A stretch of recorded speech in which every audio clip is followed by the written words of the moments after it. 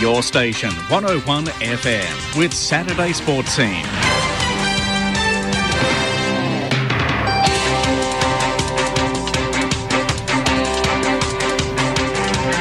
Hello and welcome to Sports Scene for another week. Kevin Braysher here with you after what's been a somewhat busy week in sport, I think it's fair to say. It's probably the understatement of the show already. I've got it off the rank already. But yeah, joining me to discuss what's been a huge week in sport, AFL Queensland Hall of Famer, Mr. Craig Crowley. Welcome to the show, Craig. G'day, Kevin. How are you, mate? I'm very well, thanks, mate. And also joining us at the desk for the first time in studio, who was on the line with us last week, freelancer from the QRL, from the Easts Tigers as well, Mr. Ethan James. Ethan, welcome to Sports Scene. Welcome to our beautiful studio here. Good to be here, Kev. I got a bit lost on the way here. Made it here in one piece. So that's all right. All a learning experience, mate. And joining us also, Mr. Darren Madigan. Darren, welcome to the show.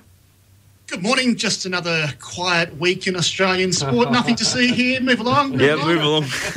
Yeah, it's been a hell of a couple of days. The you-know-what has hit the fan, so to speak. And really, the ACC's report into drugs in sport has been damning. It's been wide-reaching. But at the same time, there hasn't been a great deal of detail of who is what and who is and the rest of it.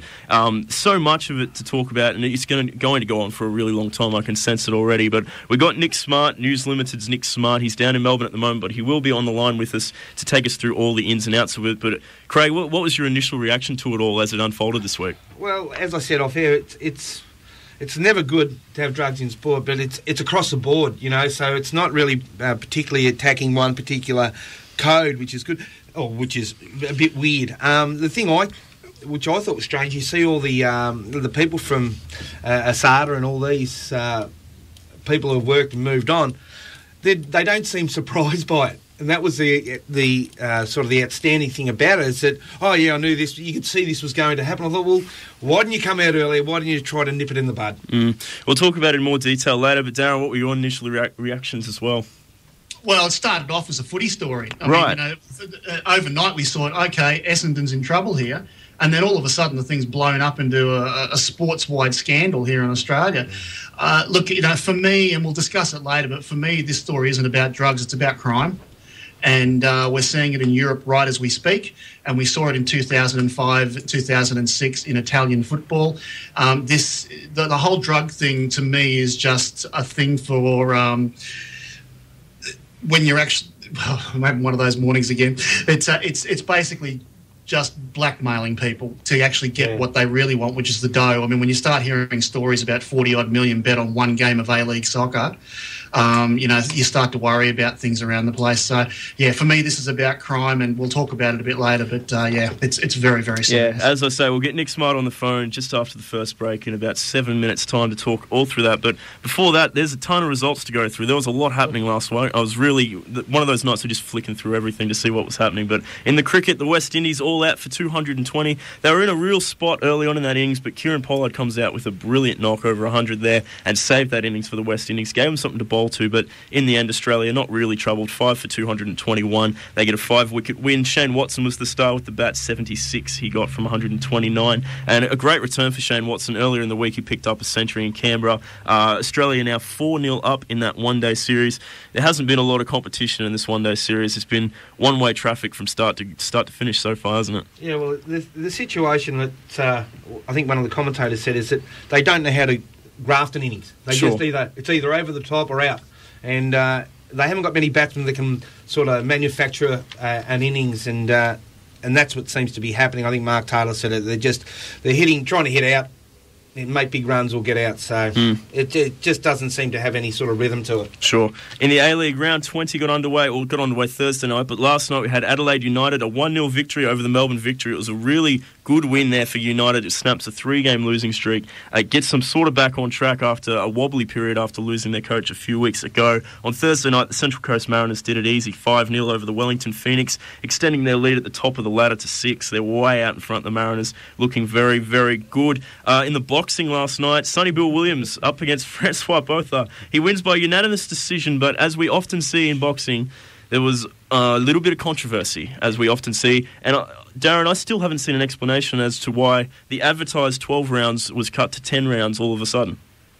Yeah, and look, I just turned the telly off just a few minutes ago, just trying to get some last-minute news, and they still can't tell us either. I mean, it was basically a case of it was just they decided at the last second to make it 10 rounds instead of 12, which is wrong. I mean, there's got to be a good reason to do these sorts of things, and if you've got your fight set up in a certain way, especially a guy as experienced as Botha, he does have a bit of a right to jump up and down, I think. And he was, particularly since he seemed to be getting on top towards the end of it. I mean, he had a few... I didn't see the fight. I didn't want to spend all that money on a Sonny Bill Williams fight, to be frank with you. But, he seemed to be getting on top towards the end just from the highlights. But obviously it was cut to 10 rounds all of a sudden. But the end result is Sonny Bill Williams wins by unanimous decision, and he claims the vacated WBA heavyweight title. Also, last night in the semi-main event, Quade Cooper makes his boxing debut against Barry Dunnett, and he wins with a first-round knockout. Didn't look out of place, did he? He looked in good shape, didn't he, Quade Cooper? Extremely fit dude, and he looked all right. He looked like he could actually do it. So, I hope he doesn't for the union people out there, but for the boxing people, he looked like he had some fair form about him, and he knew what he was doing, so he had his composure, and he obviously athletically he was pretty solid. Yeah, well, it was an entertaining fight night, I guess, but I hope they just go back to focusing on footy for the next little while, at least with the Roosters and the Reds respectively. In the NBL, the Perth Wildcats 73 over the Adelaide 36ers 67. More than 10,000 people packing into Perth Arena. Gee, they love their basketball over in Perth, it seems. Every week I'm reading about big crowds over there. Matt Knight was the main man with 21 points for the home side. The Melbourne Tigers also getting up 77-70 over the Wollongong Hawks. Johnny Flynn, their star import, 23 points and 8 assists. He was the star. In the ABL, they're up to the Championship Series now. The Canberra Cavalry host the Perth Heat, who are the two-time defending champions. 6-4 they got up. They led 6-0 after 4 innings and really...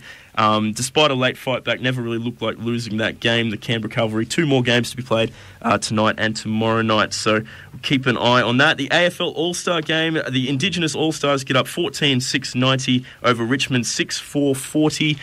Craig or Darren, I don't know if either of you saw it. I think they were streaming it online. What do we make of it at first glance?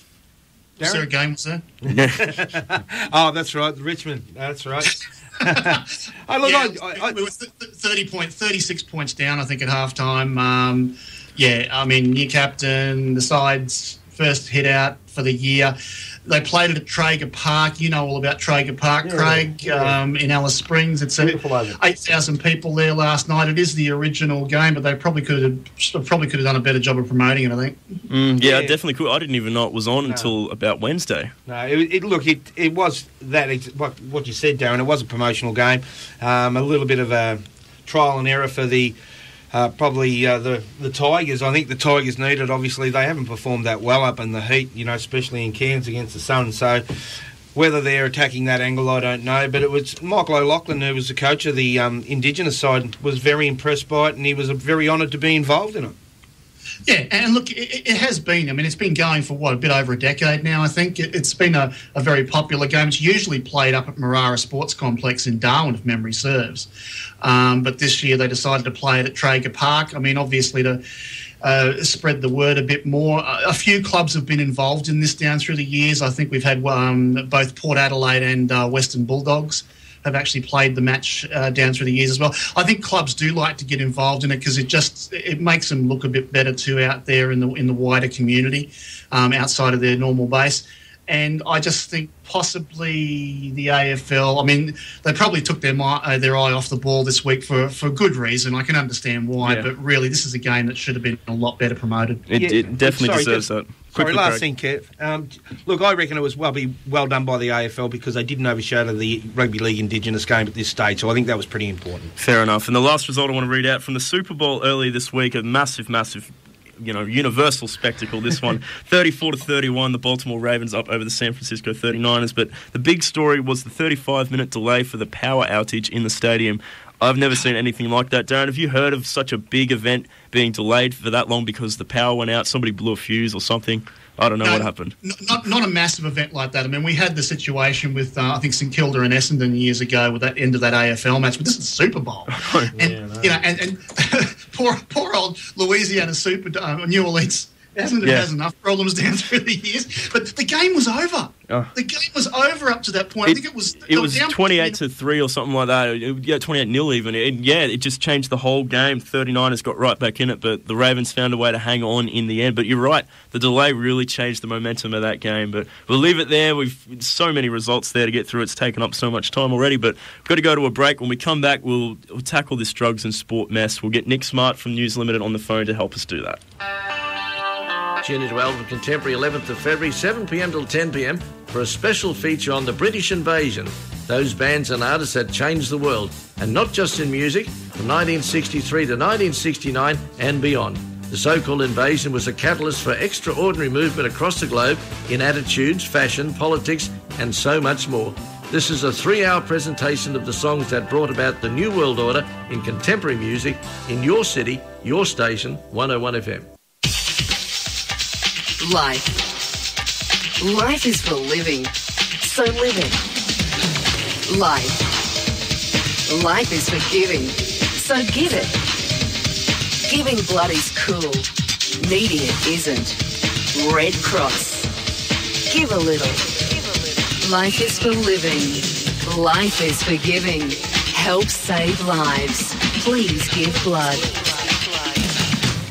Youth activities are a large part of the Lions Club's programs. For more than 30 years, the Lions Youth of the Year quest has encouraged student interest in leadership and the qualities required for active and constructive participation in the community. Under the auspices of Lions, Leo clubs give young people leadership, experience, opportunity and fellowship through involvement in community service. For more information on these programs, visit lionsclubs.org.au.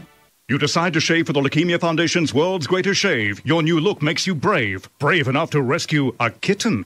Your deed attracts media attention, which leads to your chin appearing on posters. Lots of posters. Seen from space-size posters. Hollywood types cast you in their next remake. You win a Chin Academy Award, release a man scent, and have your chin immortalized on a commemorative mug. Boom! You're the man. Shaving might change your life, but it will change the lives of people with blood cancer. Be brave and shave. Sign up now at worldsgreatestshave.com. Do you have a street light that's not functioning correctly outside your property?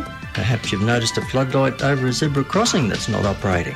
Well, Energex would like you to report it to them by calling 13 12 53 or completing an online form for faulty streetlights on their website at energex.com.au. Remember also that the council has to pay the running cost of all the streetlights, whether they're working or not. So let's get the most for our rateable dollar by reporting the streetlights not functioning to Energex on 13 12 53 or on their website energex.com.au. 101 FM.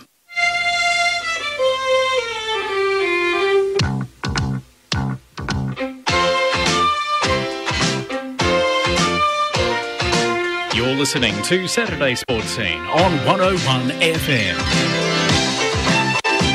Yes, welcome back to Sports Scene here on 101 FM and a massive, massive week of sport we got to wrap up here for you. Kevin Braysher, Craig Crowley, Ethan James and Darren Madigan with you, and joining us on the phone from down in Melbourne, former Gold Coast Bulletin, former Sports Scene regular. He's now News Limited's go-to man down there in Melbourne. Mr. Nick Smart, welcome back to the show.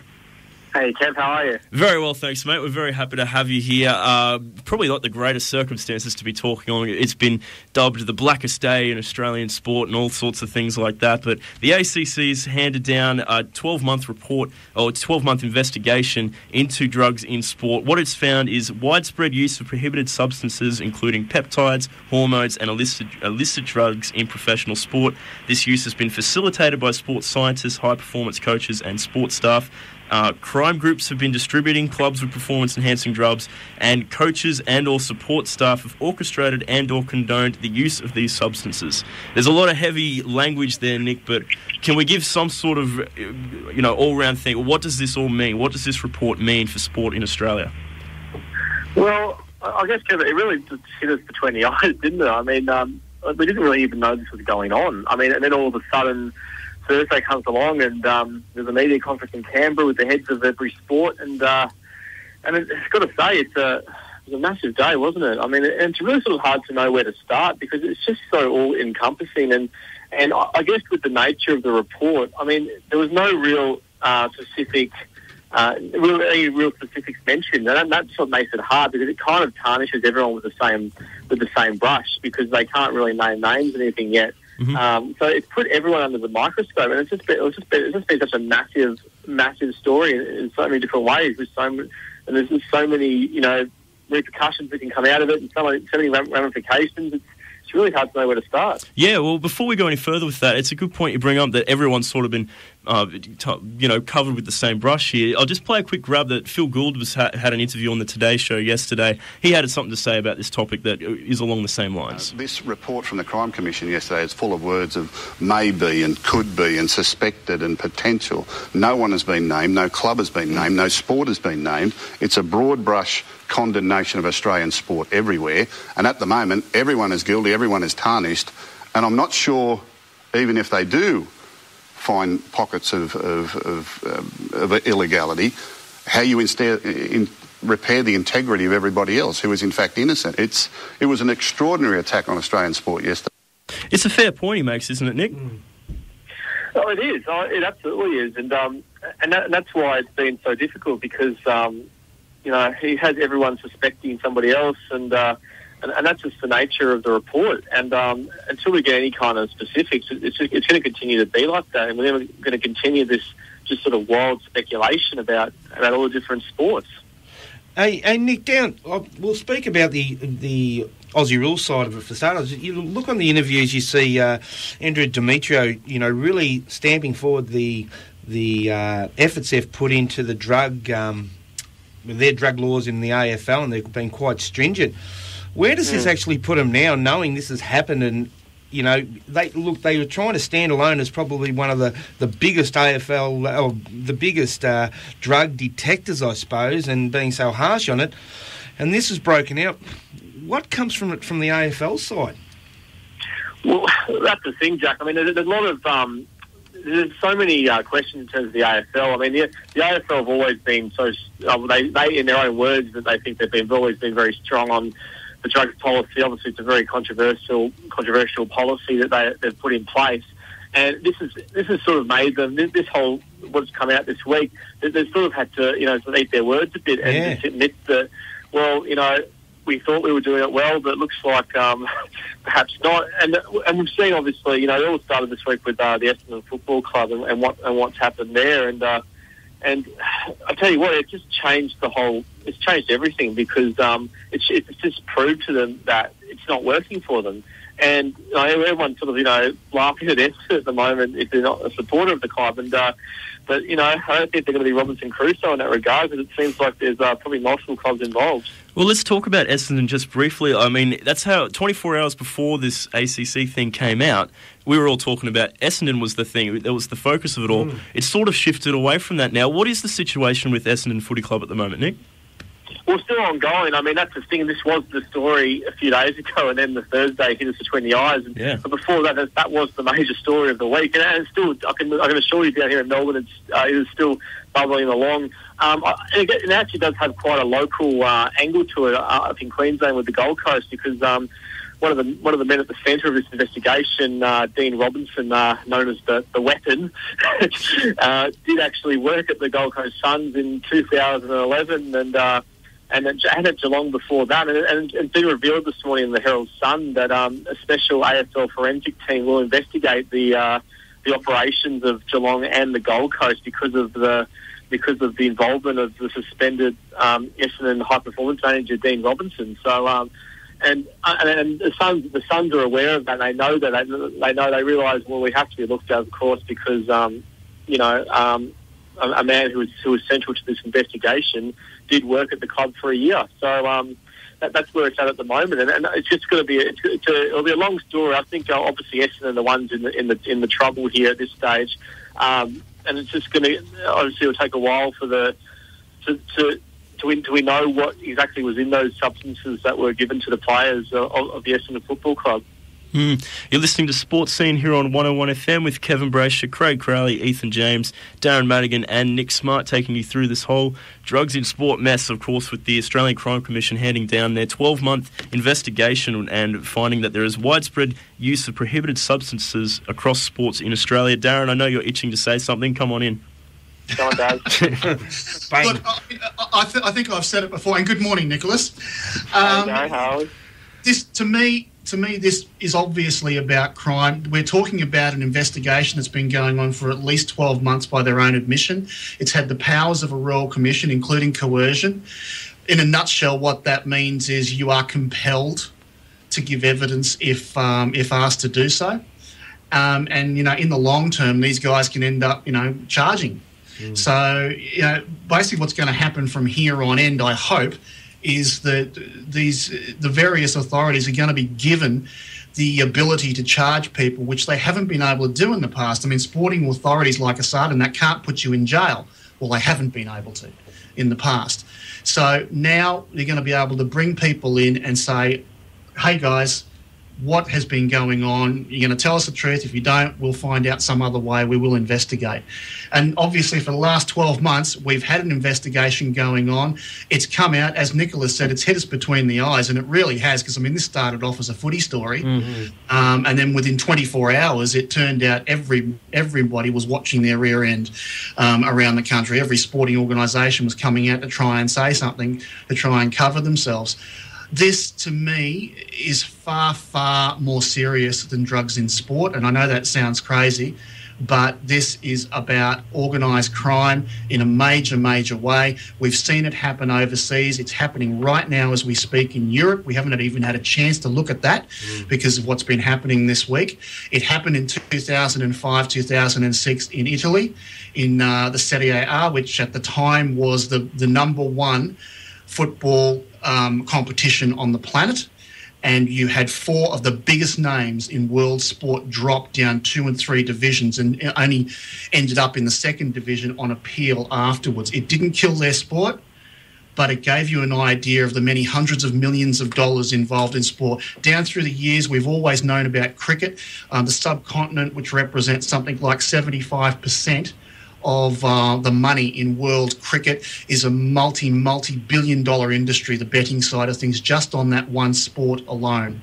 So where you have all this sort of stuff, you are always going to have crime involved with it. When there's that much money, there's going to be crime, and it's usually organised.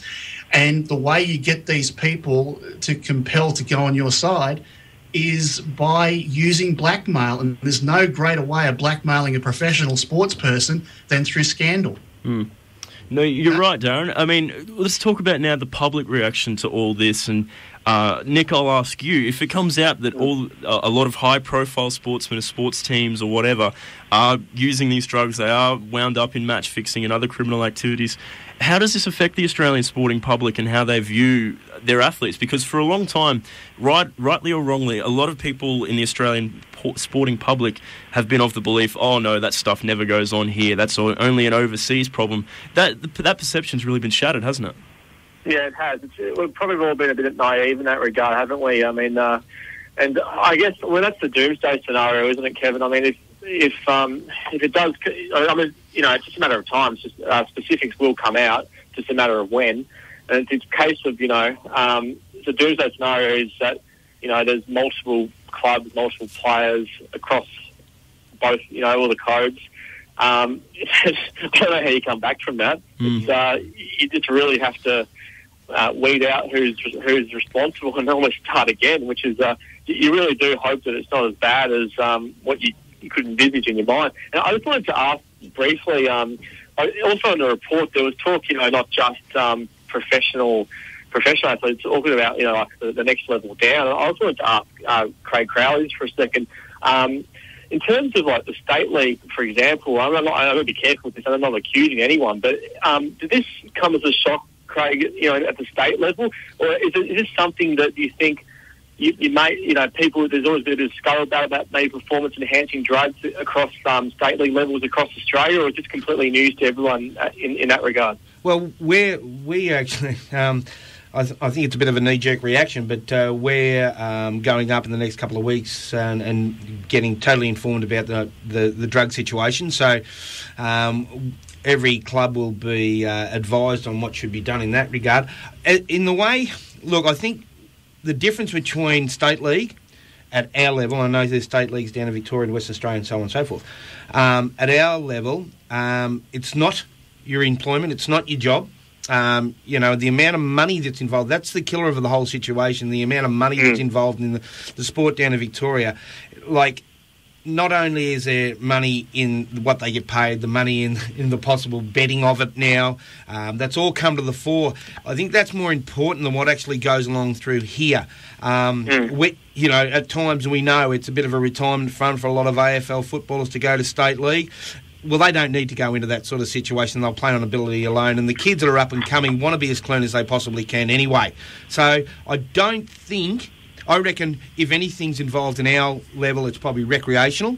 And that's probably, I don't think it'd be any more than that. And I don't think, really, it's all dollars and cents to get the high-performance coaches up here to get the players to have these sort of drugs. It's a lot of money involved, and I don't think most clubs can handle that. Fair enough. Look, we've got to go to a break, guys. We'll come back and we'll discuss this a little further. We'll get into how, if we are going to try and stamp this stuff, how we're going to do it. So stay with us here on Sportzscene. Bushfire season is here. Is your home in the line of fire? Bushfire not only threatens rural communities, if you live in a suburban or semi-rural area, you could also be at risk. Prepare yourself for the fire season. Clear the yard, get rid of leaves and twigs from the gutters, and know what to do if fire threatens your home. Remember, this year it could be you in the line of fire. For advice, contact your local fire station. This is a safety message from Queensland Fire and Rescue. Australia has 37,000 kilometres of coastline. The Customs hotline number is 1800 06 1800. What have they got in common? Well, patrolling a coastline that big is a huge task. We have to stop people trying to bring drugs in or smuggle wildlife out. You know your local area best, so if you see or hear anything that looks suspicious, call the Customs hotline on 1800 06 1800 and help protect Australia's borders. Tune into Alvin Contemporary 11th of February, 7pm till 10pm for a special feature on the British invasion.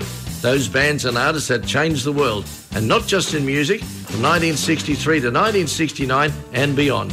The so-called invasion was a catalyst for extraordinary movement across the globe in attitudes, fashion, politics, and so much more.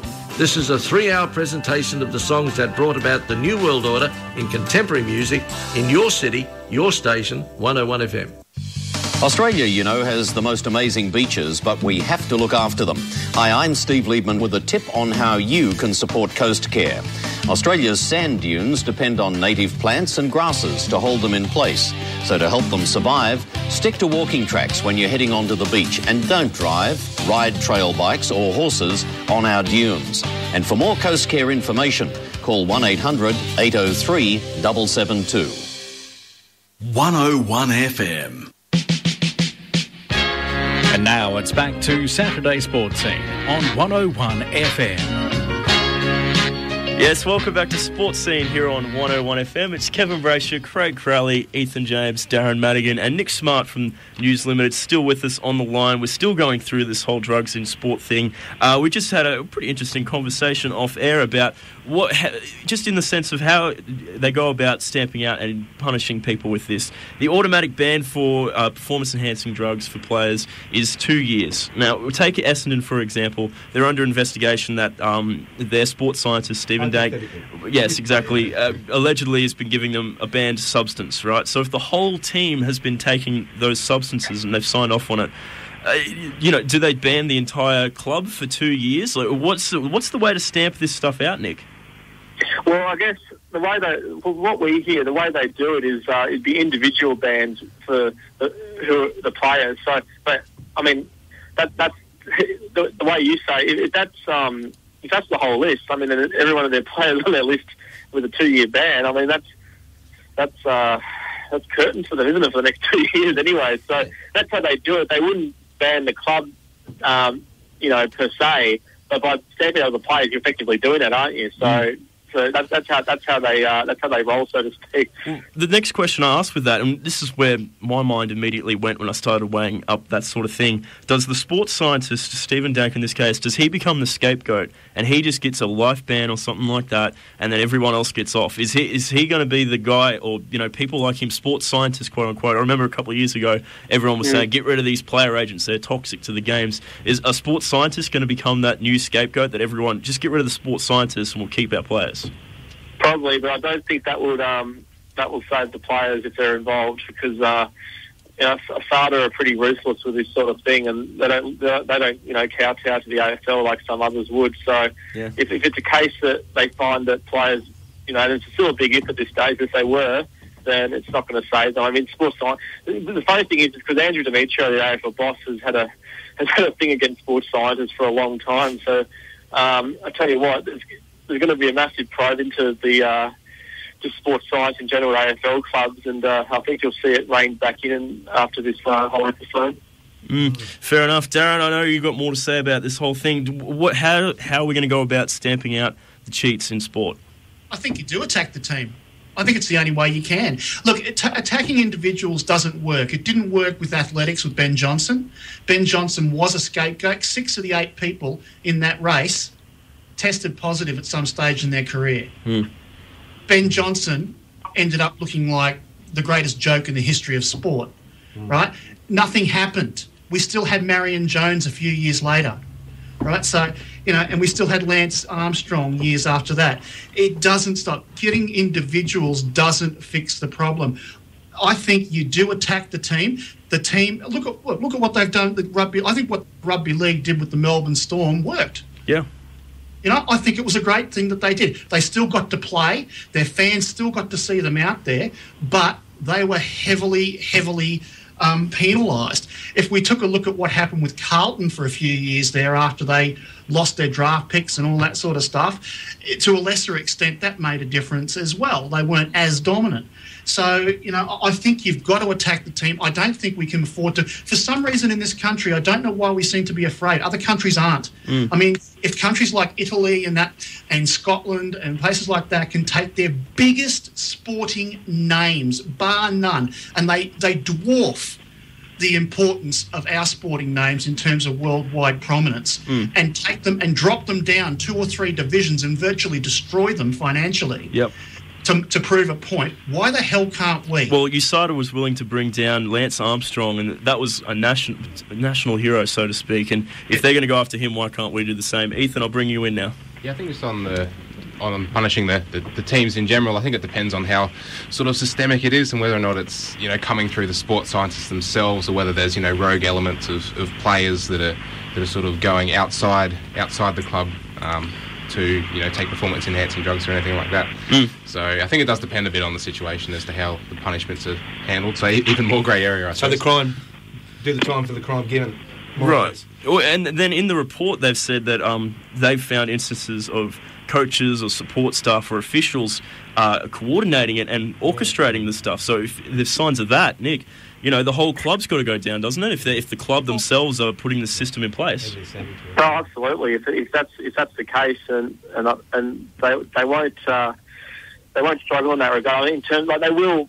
Clubs will go down if that's the case. And I know, Kevin, from the NRL, we spoke about the AFL.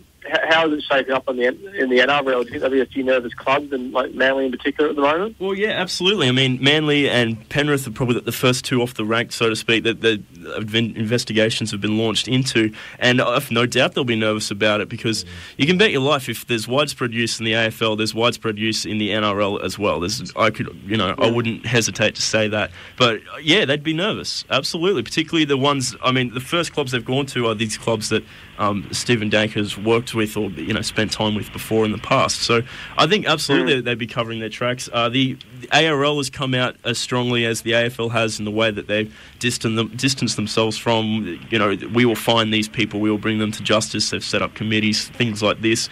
But I think they'll be on high alert. The report itself said that they've focused the investigation mostly on 2 major codes.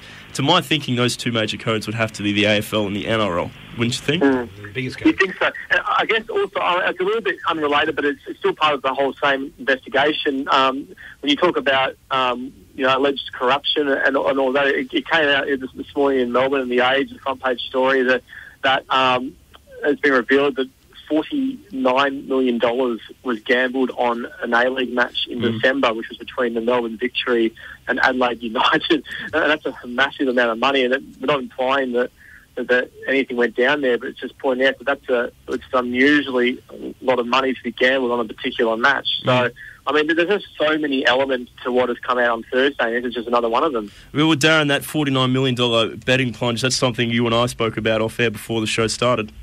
Yeah, it's a huge amount of money when you consider that apparently Manchester United and Man City, the same betting agency, which apparently is a major one, had something like just 40 million, and that's one of the biggest derbies on the planet. So, you know, City, and the whole reason is because of apparently the time zones. People can sit down, watch the game and bet on it while it's in play for the various types of bets that are available these days. It's not just about winning and drawing and all that sort of thing these days. So, you know, first score, all that sort of stuff. And because of the way the time frames worked out, this particular A-League game worked out beautifully for them. And next thing you know, there's $49 million bet on it. Even more than an English Premier League, a major English Premier League game. So, yeah, I think from a common sense angle, the two sports that have the greatest potential for corruption in this country are soccer and cricket. And it's because they're world games. Yeah. You know, let's face it, overseas, nobody gives a damn about the AFL or rugby league or union, really, from a betting standpoint. But soccer and cricket, most definitely. And they're really going to... I mean, we did make a bit of a joke at the start before we came on air. The man I feel most sorry for right now at this moment is probably David Gallop, because he's steered rugby league through one of its most tumultuous times ever, and all of a sudden he's got the job heading up the sport that could be hit the worst if the proverbial did hit the fan. Absolutely. But before we jump to conclusions with everything else, we've got to remember to take some of the stories that we'll see over the next little bit of time with a grain of salt, because everyone will automatically connect everything to this scandal. As we saw yesterday, there was quote unquote vials of blood, of urine found in the dressing rooms at Skill Park. Turns out to be a single jar of jam. So I don't know. That was a weird story. Why is there jam in the plumbing? During a bomb sweep, they found it too. I don't know. That whole story just made me laugh. It was a weird thing. That really was insane, wasn't it? And I mean, we actually had people going on national television, having put it on their front page, absolutely stating black and blue there were 5 vials of these things. And then all of a sudden we've got a guy from actual Skill Park there coming out and saying, look, this is what went down. We found this jam jar. I certainly wasn't going to open the thing and put my finger in it to see what it was. And I still couldn't tell you what's in it. I mean, it's obviously a coloured substance sitting inside a jam jar. That's all they know. It's sitting in the plumbing of the home dressing room for 5 years, apparently. I don't know. The whole thing made me laugh. And I think that's a positive note to leave this whole dark conversation on. Nick Smart, thank you very much for being with us. You've been great. Thanks, Kev. Thanks, guys. Thanks heaps, mate. Welcome back anytime. We'll take a very quick break. When we come back, we'll talk a little bit of A-League and talk some real sport rather than all the drama that surrounds it.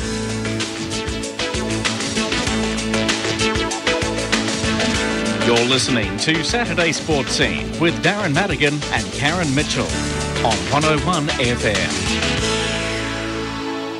Yes, welcome back to Sports Scene here on 101 FM.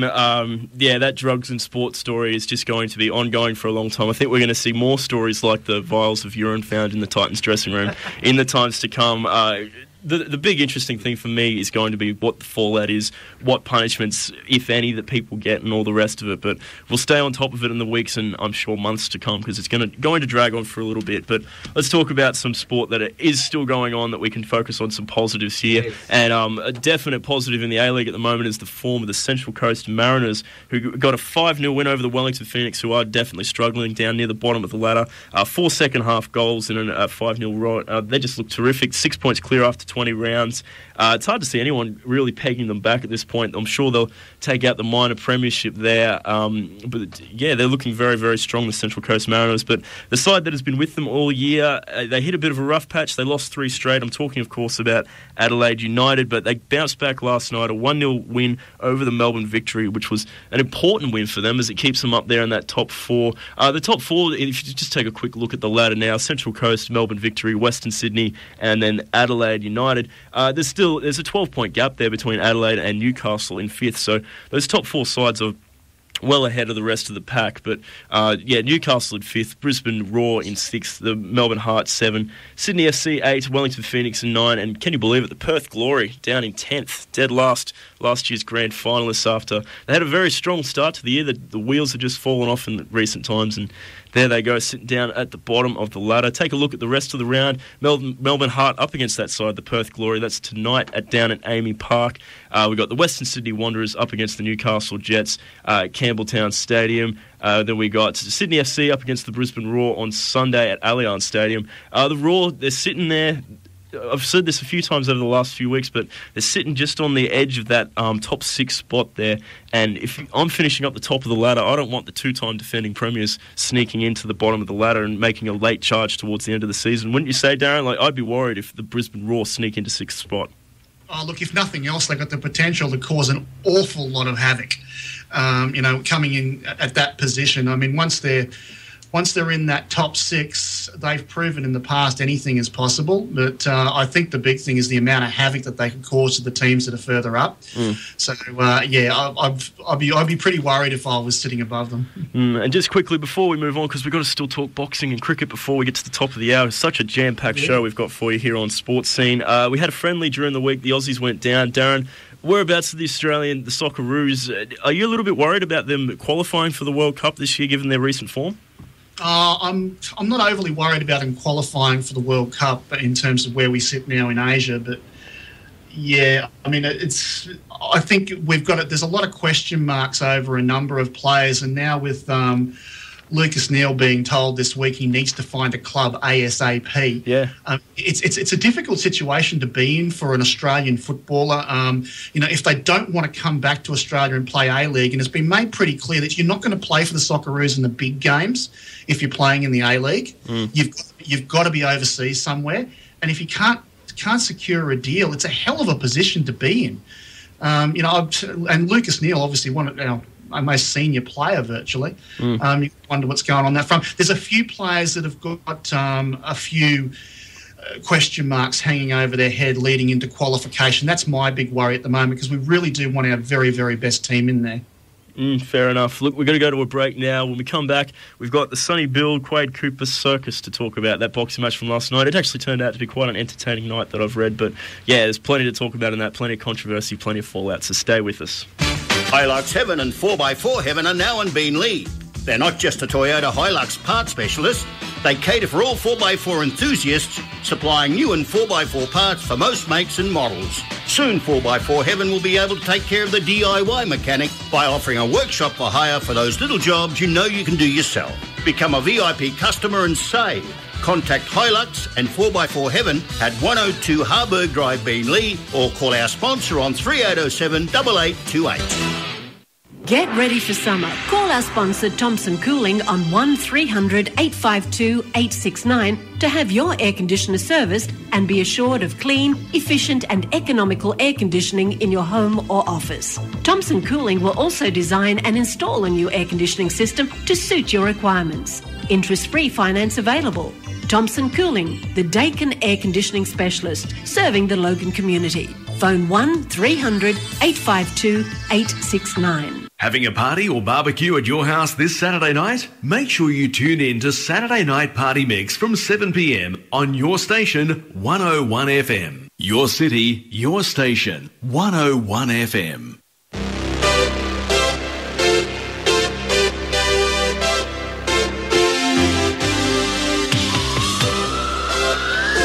Now it's back to Saturday Sports Scene on 101 FM.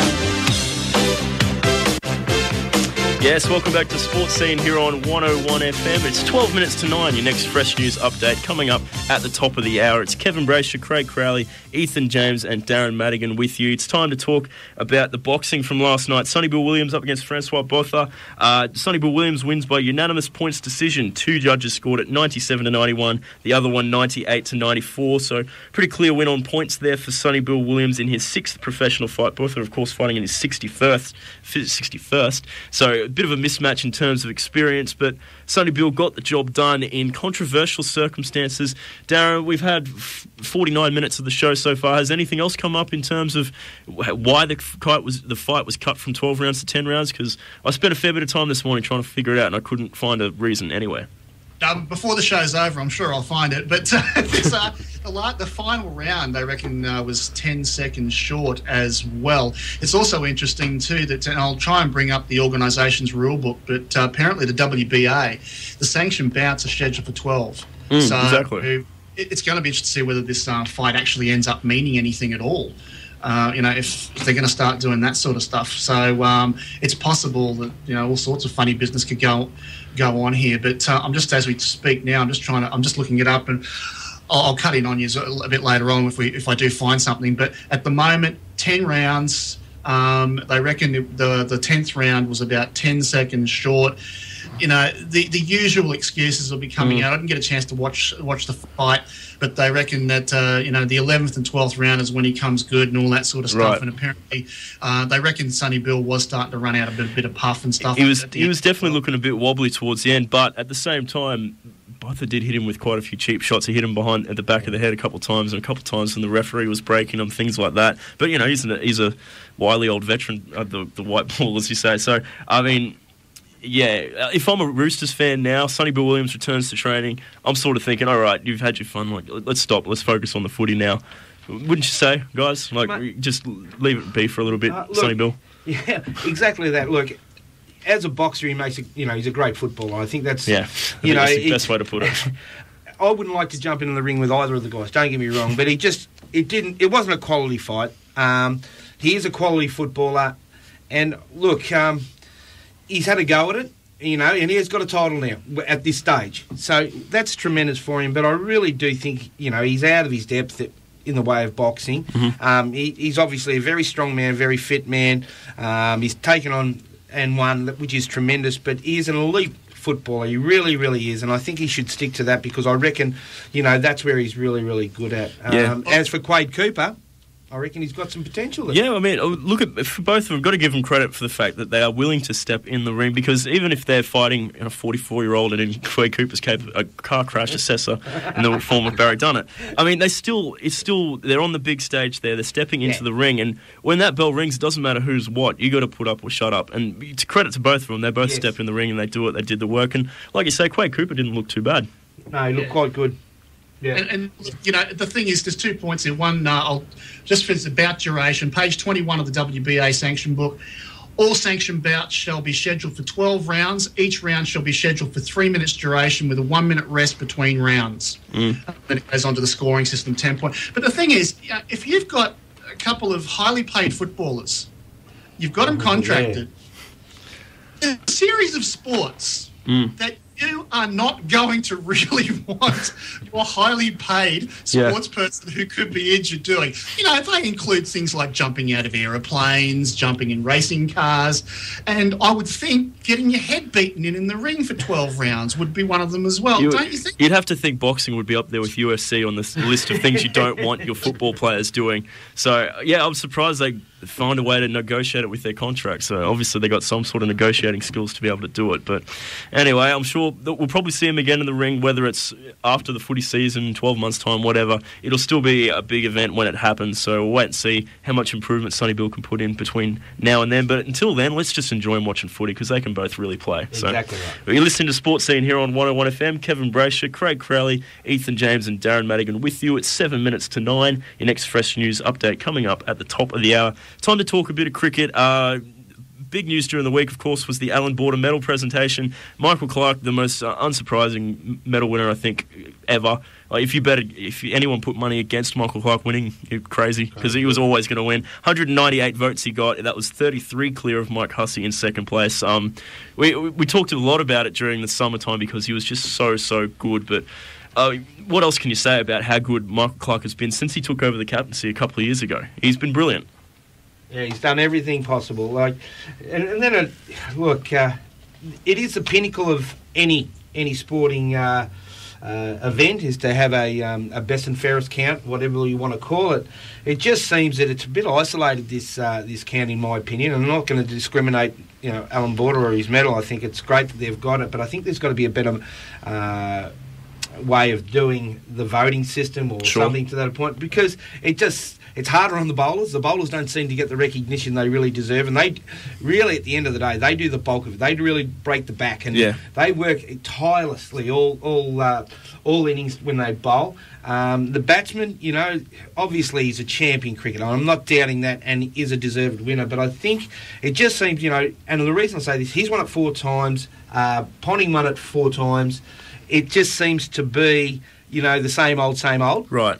Does that sit with you guys or not? But at the same time, I mean, in rugby league, the Dahlia medal, halfbacks win it a lot of time. In the Brownlow midfielders win it a lot. Those highly involved players are the ones that get the headline. They grab the headlines and do the rest of it. Probably get bums on seats too. Yeah, that's the reality of it. But you're right. I mean, a lot of the bowlers probably don't get the credit they deserve, just like the front rowers in rugby league probably don't get the credit they deserve as well. Just a quick glimpse through the rest of the awards of the night. Clint Mackay, there we go, we got a bowler. He won the ODI Player of the Year. Shane Watson won T20 Player of the Year. Phil Hughes, Domestic Player of the Year. Joe Burns, Young Cricketer of the Year. Jess Cameron, Female Cricketer of the Year. And Glenn McGrath, Charlie Turner going to the Hall of Fame. Well deserved, of course. Who doesn't love Glenn McGrath? Happy to see him go into the Hall of Fame. One of the all-time greats of Australian fast bowling. Michael Clarke joins Ricky Ponting as the only player to win the Alan Border medal on 4 separate occasions. Got a little bit emotional as well towards the end of it, which a bit was said about. But for me, frankly, I'm happy to see it because it shows that it really means a lot to him. And I think I think it really comes out of him how much he cares, not just for his own personal game, but for the way the team around him plays. And he's just such a competitive bloke. I was more than happy to see that personally. What about you guys? Oh, look, it is, and it means something to them. That's the most important thing. As you said, like I just think that to them, it's not a case of he's a batsman, he should win. He's obviously worked hard to get it, and to be recognised as the best cricketer in Australia, it obviously means a lot. So it really is. It's a feel good thing. Definitely is. Sorry, Kev, I think Michael Clarke's sort of developing into a really good leader as well. And I think at the beginning of his career when he first came in, he had the blonde hair and bit of a lad, bit of a pretty boy image. But I think he's really developed into a really tough cricketer. So yeah, he's a guy. He had a lot of people were knocking him for those things that you say: the blonde hair, the tattoos, the supermodel girlfriend, all that stuff. He's had to work really hard to turn that image around, particularly taking over as Australian captain, which has always been seen. Guys like Alan Border in the past, Ricky Ponting, Steve Waugh, these real hard-nosed blokes, and then in comes bleached hair Michael Clarke to take over. He really had to work hard to overhaul that image, and the way he did it, first and foremost was performances on the field. So, Darren, before we move away from this topic, just thoughts on the Alan Border medal? Yeah, look, I mean, he's had a hell of a year, hasn't he? And I think the big thing with Michael Clarke, and the greatest test, I think, of any captain is how their performance is after they take the captaincy. If they're a batsman, where their average sits, if they're a bowler. Sometimes you don't see too many bowlers captaining these days. And look, you can see it sits with him so well. I haven't got the figures in front of me, but his average is ridiculous since he's taken over the captaincy. And to me, that's just proof positive. And he's being successful as well. He has. He's been terrific. He's getting results. And someone else who's performed well since moving on to a new chapter, Ricky Ponting. He scored 200 not out just the other day playing in a shield match with Tasmania against New South Wales. He's now scored 555 runs in 5 matches at an average of 185. Gee, retirement is doing good things for Ricky Ponting, isn't it? Recall? Take it to England. We need a batsman.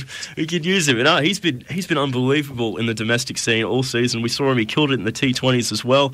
Just unfortunately couldn't translate that into good form in the test matches against South Africa. But yeah, he seems to be in terrific form at domestic level. Yeah. Sorry, just Kev, just one thing. It's a bit of a shame, really, and this is doubling back to the AB medal.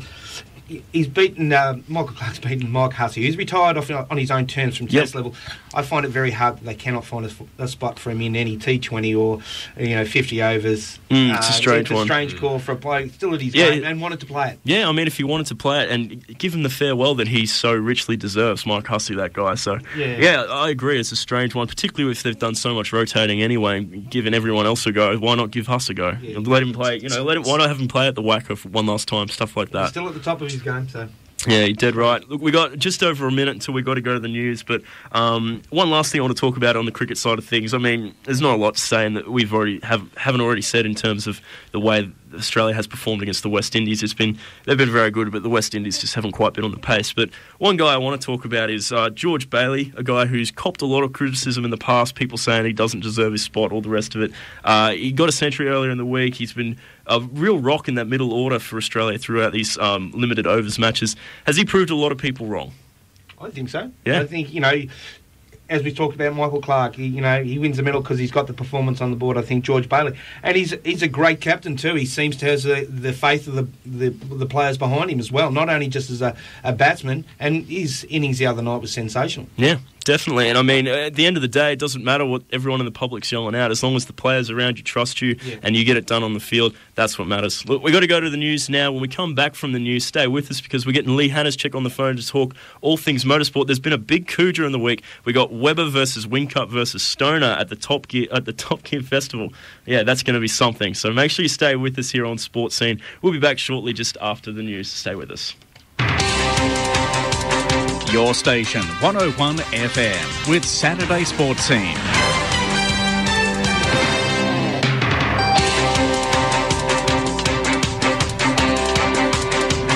Yes, welcome back to Sportscene here on 101 FM. It's Kevin Braysher here, 5 minutes past 9, taking you into the second hour of the show. Joining me on the show, Mr. Craig Crowley from the AFL Queensland Hall of Fame, Ethan James from the QRL and the East Tigers, Darren Madigan, Sportscene's founder, and joining us on the line from the Australian Karting Association, an all-round motorsport expert, Mr. Lee Hanneschek. Lee, welcome to Sportscene.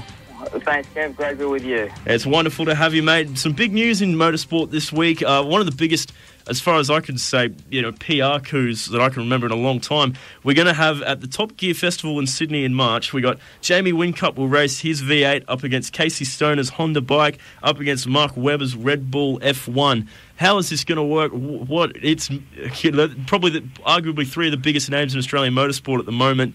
They're going to race them together. How's this going to work? Yeah, basically it'd be like a speed comparison, which we've seen at the Grand Prix for a number of years now, where they generally have a normal road going, say BMW or something like that, and they also have a V8 supercar and the Formula One car. So effectively, what we do is they're replacing the road going car with a Honda CBR 1000 road bike, which will be ridden by none other than Casey Stoner. And they'll go around the Eastern Creek track, I should say, the Sydney Motorsport Park circuit, where a part of the Top Gear Festival in March. It's, as you say, Kev, it's a huge PR queue. Red Bull are now involved in all three of those parties. So a great stunt yet again from the team at Red Bull Australia to put it all together. I was aware of the Wingcup Webber comparison going on. That was always planned to happen. Yep. Then now with Stoner in the mix, it adds another element, which will be be fantastic. You'd probably see Stoner go out first, and then shortly after you'll have Jamie Wingcup go off, and then probably half a lap later you'll have Mark Webber go off on his lap. So I think it'll be a good thing. Also at the same event, Mark Webber will be out to try and beat the outright lap record, I should say, at Sydney Motorsport Park. Formula One has never been on a circuit in Australia for many years. It was at Adelaide Street Grand Prix, then also at the Melbourne Albert Park complex. But this is the first time for many years that a Formula One car has taken to a proper circuit, and definitely only in the modern era, the first one ever. Well, one of the questions I was going to ask you, which you sort of answered in that whole thing, is how do they get the three big names all together in the one spot? But obviously the involvement of Red Bull, I guess, is the thing that got it there. 2 words, Kev. Yeah. Red. First one's red, second one's bull. That's it. I mean, they know how to put on promotion, those guys, so I should have suspected that was the case. Darren, I'll bring you in. How big is this event for a motorsport fan to see three of the biggest names in Australian motorsport from three very different styles of racing all together at the same time? Look, it's a bit of fun. As Lee said, we do this pretty much every Grand Prix anyway. But it's interesting they're holding where they're holding. I remember years ago we were talking about when they did the switch over from the Grand Prix being in Adelaide to Melbourne. It went from being the last Grand Prix of the year to the first, and there was talk over that that they were going to do some testing at Phillip Island. And then it got knocked on the head. So, as Lee points out, it'd be great to see some of these cars, especially the Formula One car, sitting on one of our proper tracks rather than the street track, and see what happens. But really, there's nothing. I hate to be to burst bubbles. It's nothing great. It's just a PR exercise from Red Bull. We do it every year. Listen to the cynic over here. You are an Australian, are you? What is your last name? We do it every year. It's not a big story. No, Darren Bennett in the corner there. I'll tell you what is a big news story, though, if we're going to be talking a little bit about Formula One, is that on Thursday, was due, we're waiting for news on this, the smaller teams in F1. Hold on, Darren, you're cutting out a little bit there. We'll drop it. We'll come back and try and get you back on. So we'll drop that down for a second. But Leo, go back to you just on this point. The last thing I want to ask you about it. I mean, it's a big PR thing and all the rest of it. But who gets the benefit out of this? Is this just a big money spin for Red Bull and for the Top Gear Festival? In a way, yes, and also the Grand Prix, because it's going to happen the weekend before the Grand Prix. So it gets people talking about the Grand Prix, gets people excited about the Grand Prix. It's a huge stunt for the Australian Formula One Grand Prix to get more interest in the event. So that's the big key. It is in Sydney. It hits one of the markets. It's always a tough motorsport market, which is Sydney. So it's a way of fighting in for the Grand Prix Corporation into Sydney.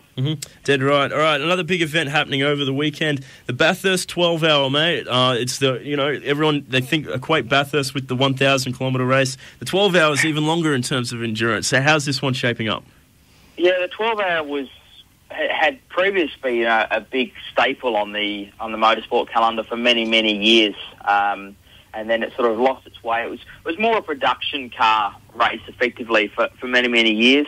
And about 6 years ago, it was reborn with the Bathurst City Regional Council and James O'Brien, who was formerly of IMG and now runs his own Yeehaw Events company. And basically it came back. It was once again a production. It's now evolved into something bigger, and it's now got performance cars, and it's got basically a whole mixture, which is what the 12-hour used to be, was a mixture of, Group A through to Group C cars and D cars and E cars, and, times may vary by 30 seconds a lap, given you've got a Mercedes up against a Suzuki Swift, for example. So that's the good thing about the race. It's a 12-hour endurance race, and it's built over time to now be, a really big key event on the Australian motorsport calendar. A lot of V8 guys are actually behind the wheel this weekend. Lee Holdsworth has taken pole position aboard the Erebus Maranello Erebus Mercedes, I should say. And that was huge news. It's just come through literally as we've been on the phone, that he's taken pole position. The Maranello entry, the Maranello Motorsport Ferrari, broke what they have a 2:06 minimum around the Bathurst circuit, so 2 minutes and 6 seconds. Any faster than that, and you get a penalty. Right. So the Ferrari broke that time with a 2:05.4, I think it was. So they got a penalty and also a 50 kilogram weight penalty for the remainder of the event, simply because they don't want people trying to go too fast around the mountain. Yeah. So, but it's going to be an interesting race. A lot of top guys are saying that the traffic is difficult. Having such different speeds of cars around the circuit is difficult, but it's just part of the event. Well, I have to ask you, how does it work with all the different powered cars? I mean, of course, obviously, it could potentially every motorsport race is potentially dangerous, but is there a way to handicap the faster cars or things like that? How does it all work? Oh, basically, I mean, you've got so many different groups of cars, which is what makes this event. You've got the high-powered cars who are spending lots of money to be there, and then you've got the budget cars who are still spending a lot of money to be there, but they haven't got the horsepower and not spending the huge budgets of these top end cars. And it's simply a case of the drivers that are up the faster drivers using their experience, because you've got guys like Stephen Richards, Greg Murphy, Lee Holdsworth, Peter Hackett. There are all these names who are driving the front cars, so they've simply got to just be cautious when they're coming up on lap cars. So they're all starting different in their qualifying positions, but during the 12 hours of the race, it's certainly just going to be interesting. You've got to bide their time, be patient, and be aware of their surroundings. Yeah, you're dead right. It's a totally different beast, these 12-hour races, and especially with all the different powered cars in the race as well. The last thing we want to talk about, Lee, before we let you go, there's a bit of signing news in the V8s. Greg Murphy returns to the Holden Racing team, and Mauro Engel signs with the Mercedes team. Yes, certainly. Greg Murphy, no real surprise there. He always said that he wanted to stay in a Holden, and that's basically why he hasn't got a full-time gig this year. His team, Kelly Racing, they went to Nissan. He wanted to stay as driving a Holden. He had a long-term relationship with the guys at Holden, and he's continued that with signing with Holden Racing team that he'll drive with them in the long-distance races this year. And Mauro Engel. Yep. Mario Engel. That's his name? Yep. Heard of him? No? I personally haven't. I was hoping you had. No. But I do know, after doing some research, he's a part of the Mercedes-Benz family, you could say. Started his career in karts and then, moved up through the ranks, Formula BMW and British F3, and then for the last sort of 5 years has been a part of the Mercedes-Benz factory driving outfit, having from 2008 to 2011.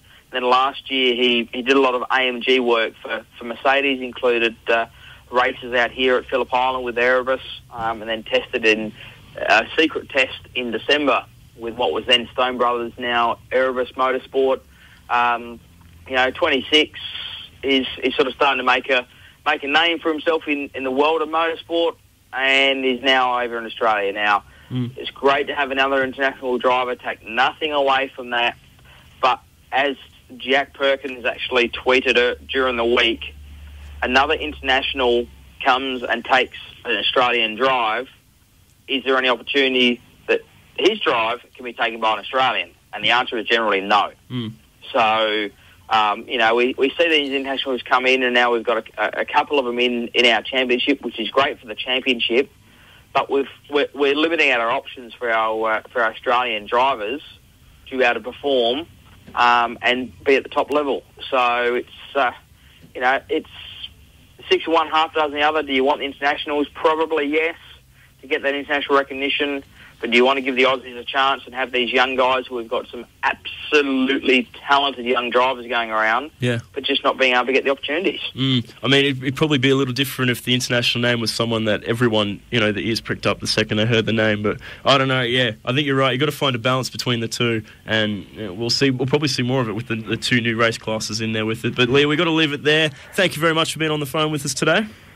Thanks, guys. No worries, mate. We'll catch you next week. We've got to go to a break now. When we come back, it's time to start talking the NRL All-Star game, which takes off tonight, so stay with us. Animal management laws are now unified across all of the Logan City area. Desexing of all cats is now mandatory unless you are a registered breeder. Amongst other amendments, the law has changed regarding the number of dogs and cats that can be kept on your property. For further information about the changes and about all animal laws, contact Logan City Council on 3412 3412 or check Council's website www.logan.qld.gov.au. If you want to know what's happening on the roads, make sure you tune into 101 FM Monday to Friday during breakfast and drive for the latest traffic updates presented by your station sponsor, Yellow Cabs. Every eye is an eye. When you're doing the surgery there, that is just as important as if you were doing eye surgery on the Prime Minister or the King. Hi, I'm Gabby Hollows. That was my late husband, Fred Hollows. He helped restore sight to people with cataract blindness. Each month, the Fred Hollows Foundation needs to perform 12,000 operations so that blind people can see again. You can help restore sight for just $25. Call 1-800-352-352 or donate at hollows.org.au. 101 FM. You're listening to Saturday Sportscene on your station 101 FM. Yes, welcome back to Sportzscene here on 101 FM. It is 18 minutes past 9. Kevin Braysher, Craig Crowley, Ethan James and Darren Madigan with you. It's time to talk about the NRL Indigenous versus NRL All-Star game, which is tonight. It seems it's been building for quite some time, but it's finally here. We take a quick look at the lineup. So look now at the Indigenous All-Stars, first of all, with their star-studded backline. Benny Barber at fullback, Reece Robinson and Blake Ferguson on the wings, Justin Hodges, Greg Inglis are the centres, Jonathan Thurston is the 5'8", and captain Scott Prince is the halfback. What a backline that is. It's a great backline. They've got George Rose, Andrew Fafita are the props, Travis Waddell at hooker, Joel Thompson, Greg Bird, Nathan Peets make up your back row. On the interchange bench, they've got Ryan James, Aidan Caesar, Joel Romolo, Jake Foster, Dane Nielsen, Tamana Tahu, Jack Whiten. Ethan, I'll ask you, mate, in that Indigenous side that I just read out there, who are you excited to see? Are there any players that really you want to see stamp their authority on this game from that Indigenous squad that I've just read out?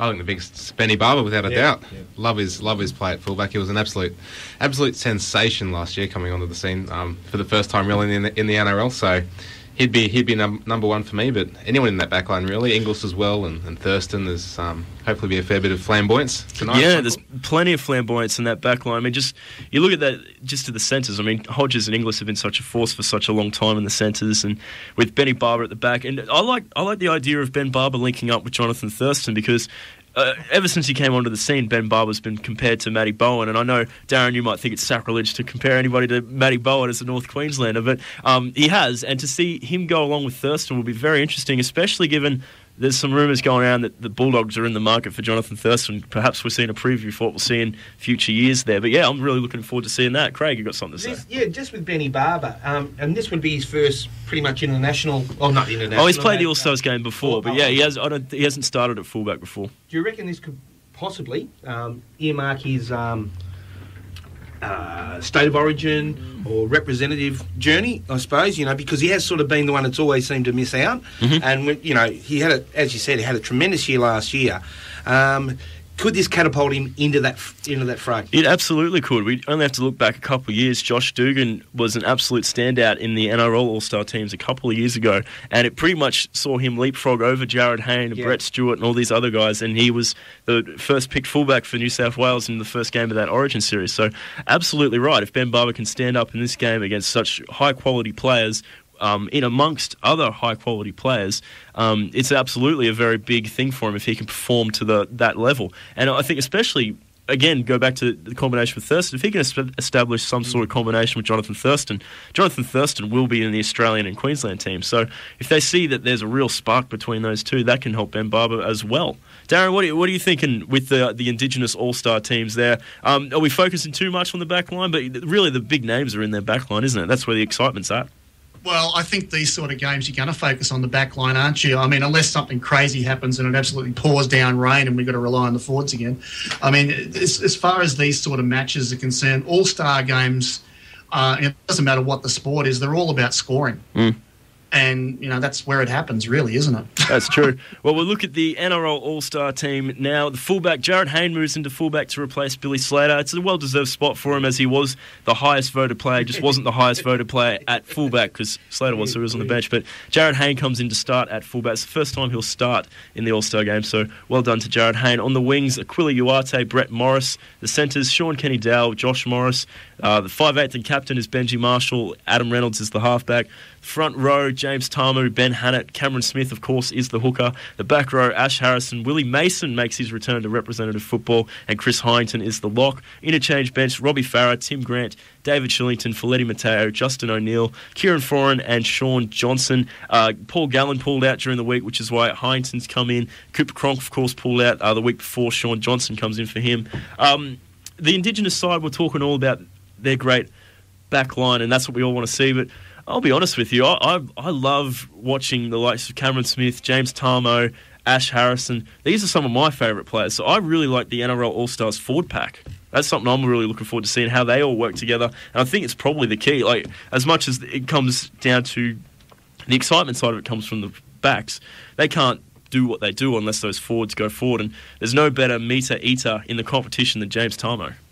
Yeah, that's it. And the forwards are the ones that always lay the platform for for the backs. But yeah, it should be interesting to see how they go. I'm looking forward to maybe some of the halves linking together as well. They've got Benji there at 5'8" and Sean Johnson on the bench. And in terms of attacking flair, those two essentially play like touch footy players at times. So I'm hoping they get on the field together and the track's dry enough for them to sort of run around a bit. Absolutely, and there's a bit there for New Zealand fans as well, in the sense that Kieran Foran's also on that bench, and of course Benji Marshall and Sean Johnson are there. So they're pretty much the three guys that they're going to have in their halves combination going forward. Exactly which one of them comes in to play halfback for New Zealand rather, whether it's Kieran Foran or Sean Johnson, I mean, I guess it comes down to who can combine best with Benji Marshall. Who would you give the edge to out of those two, Kieran Foran and Sean Johnson? I guess Foran's probably the more consistent of the two when you're comparing Johnson and Foran. Benji will get the 5'8" spot, you'd assume. Yep. So yeah, it depends on how they go in the NRL season as well. Of course, the Warriors struggled a bit last year. Manly were more consistent again, so wait and see with that one. I'm leaning towards Foran though, if I had to choose. Yeah, I tend to think the same way, because I think if you put Benji and Sean Johnson together, you've got two pretty similar players there. Where you bring in Foran, there's a bit of contrast there and a bit more of the steady hand there in the halves as well. But yeah, it's shaping up as a really good game of football. It always is highly entertaining. To my thinking, there's probably an advantage in the back line to the Indigenous side, but the NRL All-Star side's got the big pack that's going to be working hard the whole way through. They're looking very strong in the forwards. And if nothing else, the NRL All-Stars have got Cameron Smith and the Indigenous don't. And that's a big difference that Cameron Smith makes. Cameron Smith makes a huge difference to every side. Yeah, a couple of other guys I'm looking forward to seeing. I think Reece Robertson and Blake Ferguson, the wingers for the Indigenous side, had really strong seasons last year. I think this is a real chance for them to announce themselves a little bit more. I think Blake Ferguson, probably a bit of a bolter perhaps for a New South Wales jumper if if some injuries and other things fall his way. I think he's a really talented player. Yeah, me too. And just on Reece Robinson as well, I remember watching him when he was at the Broncos up here. Yeah. And he never looked overly spectacular on the wing, but he's since moved down to Canberra and has played a bit of fullback, and he's taken his game to another level. Well, the second they moved him to fullback, it seemed he just exploded, and all of a sudden he was playing out of his skin. He was scoring hat-tricks and this and that every week. He was terrific in the back end of last year, so that's just another great player we're looking forward to seeing. But big job there for the Indigenous also forwards, trying to match it and give their backs all the room to move. Just guys, we'll go around the table, go for a tip. Craig, you first. Who do you like? I think the All-Stars. For no particular reason, it's just going to be a great game. There won't be too much in it, to be honest with you. I just hope it's not overdone by the refs and just let the game play. What about you, Tim? As long as they have a bit of fun and throw on a bit of a show, I don't really mind, but I'm going to go out on a limb and say the Indigenous All-Stars to get up for the first time, I think. Well, they won the first one. They've lost the last two. They've gone to the NRL side. Darren, what about you? Oh, well, I've got to go with Thurston, don't I? As long as it doesn't rain too much, I'll go with the All-Stars, the Indigenous All-Stars. Yep. I tend to think, my head says that the NRL All-Stars, their pack is going to win it for them and give them all the rest of it, but the Indigenous side's halves combination is just so good. Jonathan Thurston, even an ageing Scott Prince, a very strong halfback. I think they've probably got the edge there, and I think in a lot of ways it means more to the Indigenous side than it does the NRL side. They've lost the last two. I think they're due, and I'll probably give the Indigenous side the tip in what should be a very entertaining game of football tonight at Suncorp Stadium in front of 40,000. Before we move on from this one, it's always the topic of discussion of when this game should be played and the risk of injuries, and you see guys like Paul Gallen and Cooper Cronk and Billy Slater, big name players pulling out because they may not be 100% right or whatever. What are our thoughts on when it should be played and should it be moved? Should it be kept where it is? What do we think? My thoughts, I don't think you can do it through the year because obviously State of Origin may take too much time of it. So, and that is a pinnacle to the Australian international scene. Look, you've got games afterwards. You've got the World Challenge and all that sort of stuff that comes up after the season. Probably if they could do it, probably 2 or 3 weeks after, I'd suppose it'd be the only opportunity there where I know they're letting themselves down a little bit. There's a lot of injuries, there's a lot of surgery too, but it's probably, you've got to outweigh which one's the best one to go with, not playing because they're preparing for the year or they're not playing because they're having injury operations from the previous year. It's a real hard one. They've got to make it succeed. They can't do it during the middle of the year. either way, it's going to be a negative vibe about it because of who plays. Right. What do you think, Ethan? Yeah, it's hard either way. There's no real sort of easy solution if you're thinking about moving it, but maybe even just a few weeks later than it is now, perhaps, because this is essentially just the first week of trial. So maybe a week or two in when players have 1 or 2 more games under their belt already might be a better way to go. Fair enough, Darren. What about you? Well, the Americans do it, I think, after the Super Bowl, don't they? I think the Pro Bowl, they've just switched it around the last couple of years. But I think they used to play the Pro Bowl in Hawaii a week after the Super Bowl or a week before, one or the other. So I think late in the year when everybody's, been playing their game, there'll be a lot of the players will be fresh because they may not have made finals and all that sort of stuff. Yeah. And, it's not a bad time to do it. I think at this time of the year, people are still... I think we run the risk over the next few years of the possibility of, at this time of the year, clubs actually stepping in and saying, we want to wrap some of them in cotton wool. No, that worries me. I think at the same time, there's a lot of good arguments for that too, but I tend to feel this is the right time for it because the way I see it, the actual game itself and who wins at the end of the 80 minutes of the All-Star game isn't what's most important about it. To me, it's more about the community work they do in the weeks leading up to it, all the other things they do for it. And to me, it is a trial. It's a bit of fun. It's a great way to kick off the season. It gets everybody excited 2-3 weeks out.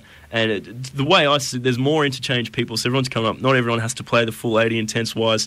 To me, I reckon leave it as it is. If you put it any other point in the year, it probably doesn't get the spotlight it deserves. Just one thing on this, Kev, talking about what you're saying there, and probably to lessen the load of the players, could there be more interchanges, and could they up the interchange rate? Now, there's something I probably should have researched before it, but I'm pretty sure they do have extra interchanges on it. It's something I probably should have looked into beforehand. But yeah, absolutely. Well, maybe even put it to unlimited interchanges even and treat it that respect. They do have a big bench anyway. Yeah, exactly right. Well, I don't see that would hurt the integrity of the game. I think it's all about the atmosphere and bringing people together more than it is the result at the end of the 80 minutes. But, yeah, look, we're going to go to a break now. When we come back, it's time to continue our 2013 season previews with both the NRL and the AFL. In the NRL, we've got the West Tigers, the St George Illawarra Dragons, and the Brisbane Broncos. In the AFL, the Western Bulldogs, Port Adelaide Power, and the Brisbane Lions. Jam-packed last half hour, so stay with us here on Sportzscene. Bushfire season is here. Is your home in the line of fire? Bushfire not only threatens rural communities. If you live in a suburban or semi-rural area, you could also be at risk. Prepare yourself for the fire season. Clear the yard, get rid of leaves and twigs from the gutters, and know what to do if fire threatens your home. Remember, this year it could be you in the line of fire. For advice, contact your local fire station. This is a safety message from Queensland Fire and Rescue. Australia has 37,000 kilometres of coastline. The Customs hotline number is 1800 06 1800. What have they got in common? Well, patrolling a coastline that big is a huge task. We have to stop people trying to bring drugs in or smuggle wildlife out. You know your local area best, so if you see or hear anything that looks suspicious, call the Customs hotline on 1800 06 1800 and help protect Australia's borders. Tune into Melbourne Contemporary 11th of February, 7pm till 10pm for a special feature on the British invasion. Those bands and artists that changed the world, and not just in music, from 1963 to 1969 and beyond. The so-called invasion was a catalyst for extraordinary movement across the globe in attitudes, fashion, politics, and so much more. This is a 3-hour presentation of the songs that brought about the New World Order in contemporary music in your city, your station, 101 FM.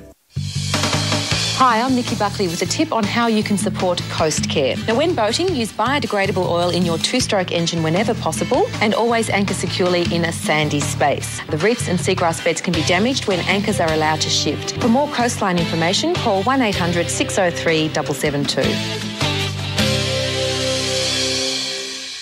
101 FM.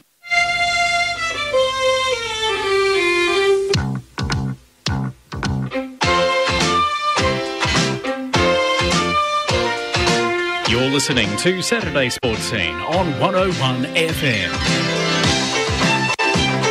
Yes, welcome back to Sportscene here on 101 FM. It is 33 minutes past 9. Your fresh news update coming up 27 minutes in, about the top of the hour. Kevin Braysher, Craig Crowley, Ethan James and Darren Madigan here with you. Just quickly, before we move on to the rest of it, I did a quick Google search. Yes, there is unlimited interchange in the All-Star game. I thought that would have been the case, but didn't want to say it before I did a quick check. So Google comes to the rescue once again. Time to move now to the rest of our NRL 2013 season preview. We're looking at teams 10, 9 and 8 from last season. We'll start with the West Tigers. They got a new coach in Michael Potter this year after the long tenure of Tim Sheens comes to the end. He's a former coach of the Catalans Dragons, St Helens and Bradford Bulls. He's a former player from the 80s and 90s with the Bulldogs and Dragons. 49-year-old man. He's served his apprenticeship. He knows his football. Ethan, is this going to be a bit of a spark that the Tigers needed, a bit of a freshening up and a change of direction for him? I think coaching-wise, yes. I think maybe Tim Sheens was starting to run his race as a full-time NRL coach. Of course, he's still the coach of the national team, so I can see him still doing a good job there. But I think it's a good change. Personnel-wise, though, as I'm sure we're going to touch on shortly, I'm not sure they've made the right moves in that regard. Well, I'll jump straight to that now. But just looking at it, they've lost Gareth Ellis, Bo Ryan, Chris Hyington, Tom Humble, all the sort of bigger name players they've lost there, and they've recruited Braithen Astor, Eddie Pettybourne and Bodine Thompson.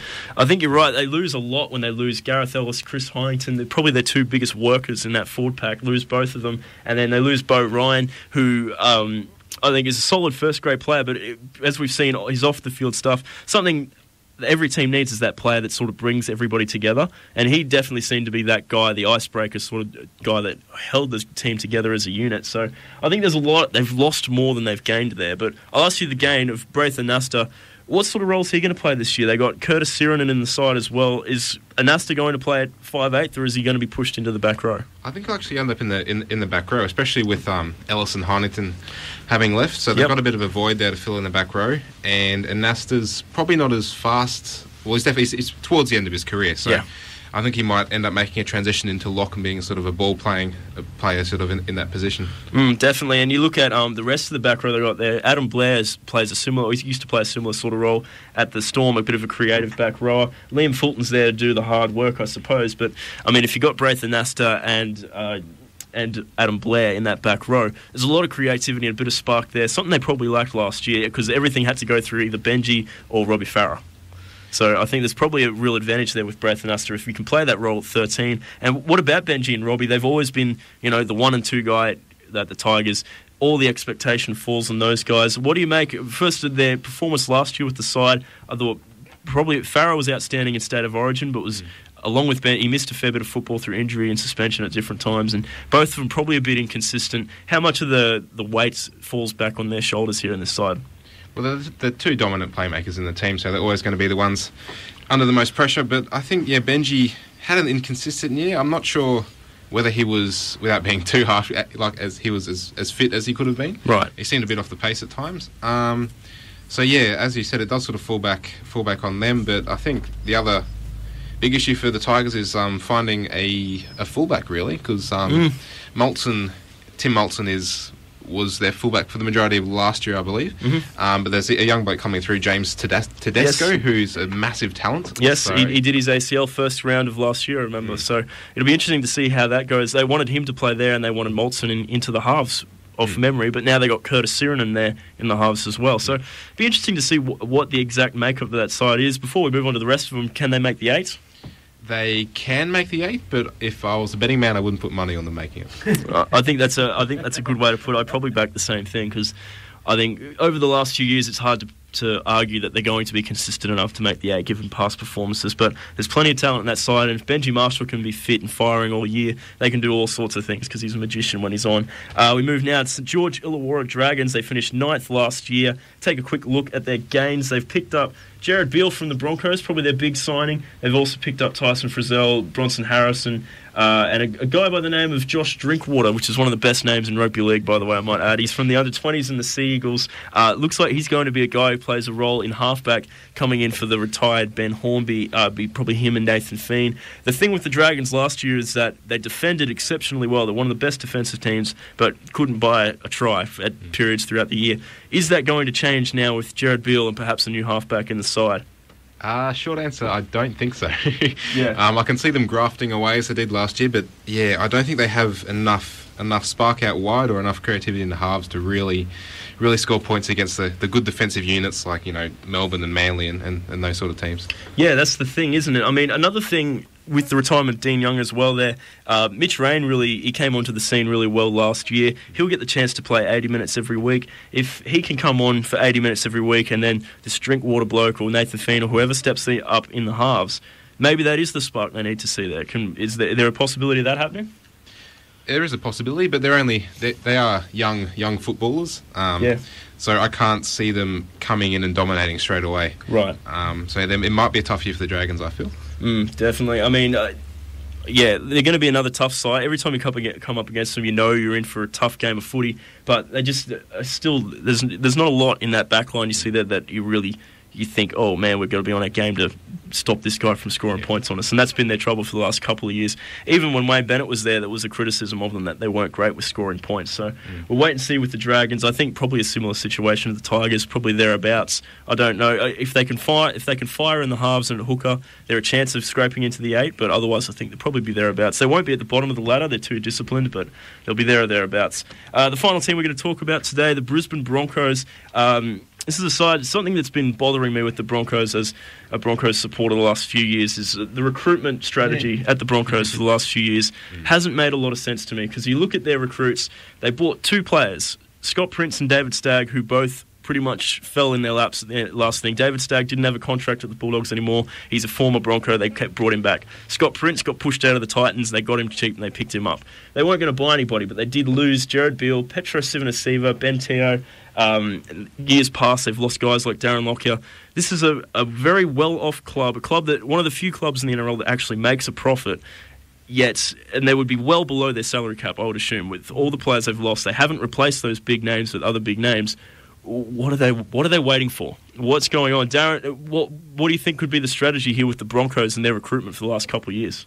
Well, maybe they've been waiting for what everyone else has been waiting for this week, an announcement on whether we're going to get $7 million or not. And it looks like I think that went through yesterday, didn't it? Well, we're still waiting for the exact details on it, which is kind of frustrating for all the leagues just to know exactly what's there. I can only imagine what the clubs are thinking with it. But if that money does go through, I think you may have an idea of where I'm leading with this. But is there? They've pulled. I'll come out and say it. They've said they're not in the race for Jonathan Thurston. Yeah. To my thinking, for the last couple of years, I've had in the back of my mind, all right, Lockie's retiring. They haven't been buying anybody. They must be throwing huge money at Jonathan Thurston. Well, if they're not throwing big money at Jonathan Thurston, what are they doing? I'm confused. As a Broncos fan, I'm confused why they haven't replaced marquee players. Well, that's possibly why you've got Scott Prince in there as a stopgap for maybe the next. What's he signed for? 2 years? 2 years, but it wasn't a deal that they went out of their way to get. He kind of fell in their lap. He did fall into their lap, and I mean that's obviously the things that went on down at the Titans. But it's not a bad stopgap to get, especially not at all. Especially if you're waiting to see what happens with the salary cap, because I mean you're going to need around $800 to $900 a year to get Jonathan Thurston at this stage. This will probably be the last big contract he signs, possibly the last. Yeah, I would say it's probably going to be the last contract he signs. Yeah, he'll want probably 4 years. Yep. So you're looking at a $4 million deal at the very least. You would think that's still a massive chunk out of your salary cap, and at even at $7 million, that's big dollars. So I think if they are going to end up chasing, and I don't believe a word that football teams tell me anymore. No. If they're saying they're not chasing somebody, you can bet in 6 months' time they are. So I wouldn't be surprised if we do get the word through that we are at $7 million. I wouldn't be surprised to see the Brisbane Broncos hat on the table there with some money in it, along with a couple of other clubs, just to see what is going on there. I mean, I think Scott Prince for the next 2 years, and then if they can bring Thurston in for when's Thurston's contract end? End of this year. Into this year, yeah. Yep. If they can get him in for that, I would not be surprised to see that happening. I would think that someone like Thurston would like to stay in Queensland. He would obviously prefer to stay in Townsville. They love him up here. They love him up there. We really do. But, and the same thing goes with Matty Bowen. But, if you're looking at the possibility of getting Thurston and keeping him in Queensland, I would say, the money's there. $7 million. I think it's going to go through by the sounds of things from what I've been hearing. Yep. And I would not be surprised if a large chunk of that will be thrown at Jonathan Thurston for the next 4 years. I think at the end of the day, if the Cowboys can get the money together to give Jonathan Thurston the deal he wants, he will stay there because he's been very loyal and very happy up there for a long time. I think that's where he'll probably stay if they can get the money for him. So we'll shift away from the Jonathan Thurston innuendo stuff for the moment. We'll talk. Scott Prince is the guy we've got to talk about because, to my thinking, last year with the Broncos, they had a lot of the tools. They just didn't have that game-breaking playmaker in their side that really made the difference when it needed to be done. Can Scott Prince, at his age, behind what is a strong forward pack, probably not the biggest forward pack, but a very hard-working forward pack, Ethan, can Scott Prince be that guy that makes the difference at the Broncos this year?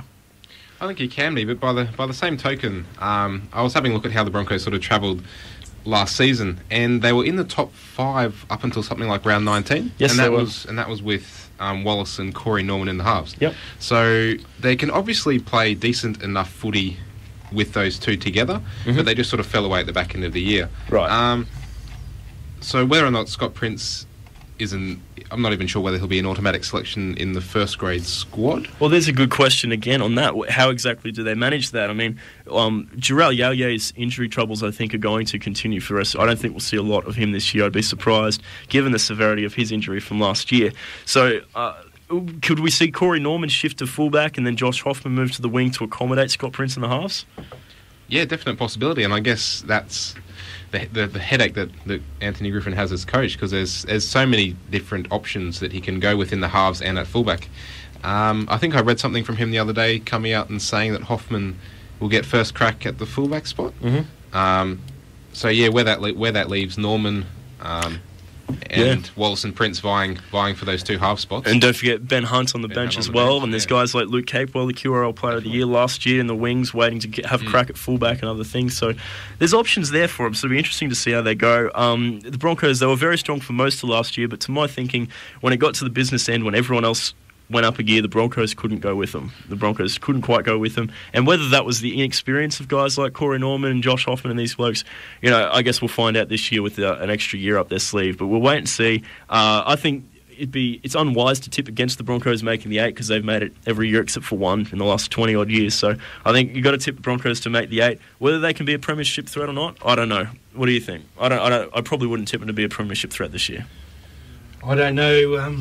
I don't think they're up to it at the moment. They've lost in previous years. I think they've just lost too many. Yeah. And they haven't recouped, and they haven't got the strength underneath. They're not building a really strong club, and they're trying to buy older players. I don't think it goes well for any sort of club, and they've got to sort of start nurturing their players through, I think. Which is one thing the Broncos have always done really well, and this group might be a bit more late blooming than say the crop that came up with Darren Lockyer and Wendell Saylor, all the lot that came in in the mid to late 90s. So we'll wait and see. A lot of faith in the Broncos and their development program has come off for them before. They might prove me wrong and prove us all wrong, and the young guys might come up and be great for them. So I genuinely hope that does happen. So stay with us. We've got to go to a break now. We'll move on to the AFL preview when we come back from this very short break. R&W, Richardson and Wrench, 8 Dennis Road, Springwood, services all of your real estate needs across a broad section of Brisbane's south side, specialising in residential sales and property management, commercial sales and leasing, along with body corporate management. They provide realistic market appraisal valuations and will also provide a free market rental appraisal. They're professional, friendly and care about their clients. Call our station sponsor R&W today to discuss your real estate requirements on 3808 8878. If you want the latest and best movies on the big screen, plus a delicious morning tea, all for a very low admission price, then you must come along to the 101 FM monthly movies at station sponsor, the Hyperplex Cinemas Loganholme. Keep listening for details of the next screening and then join us, Logan City's 101 FM. Join us each Saturday morning from 5 for Today's Country on your station 101 FM.